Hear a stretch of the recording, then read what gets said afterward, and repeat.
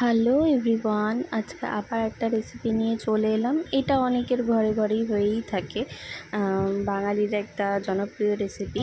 তো বাড়িতে অনেক সবজি ছিল, যেমন কি কুমড়ো, পটল, গাজর, ডাঁটা, পেঁপে, সব কিছুই ছিল মোটামুটি। তো যাক, সব কিছু সবজি দিয়ে ভাবলাম ঝটপট করে লাবড়া বানিয়ে নেওয়া যাক। তো ফার্স্টেই কড়াইতে তেল গরম করে ফোড়ন দিয়ে তার মধ্যে একটু আদা গ্রেট করে দিয়ে দিয়েছি, তো তেজপাতা, শুকনো লঙ্কা। ফোড়নটা ভালো মতন ভাজা হয়ে গেলে সব সবজিগুলো দিয়ে দেবো, দিয়ে একটু নুন হলুদ দিয়ে ভালো করে নাড়াচাড়া করে নেবো। তোমরা চাইলে এক একটা সবজি হালকা করে ভেজে নিতে পারো, আর একটুখানি বড়িও দিতে পারো, তাহলে তরকারিটা আরও বেশি টেস্টি হবে। তো আমি সবজিগুলোকে খুব বেশি ভাজিনি, হালকা করে ভেজে প্রেসারে সিটি মেরে নিয়েছি। সিটি মেরে তারপরে নামিয়ে সেটা কড়াইতে স্বাদ মতন একটু মিষ্টি, একটু জিরে আর একটু ঝাল দিয়ে আবার একটু ভালো করে নাড়াচাড়া করে জলটা ভালো মতন টেনে নেওয়ার পর আমি সেটা নামিয়ে দিয়েছি।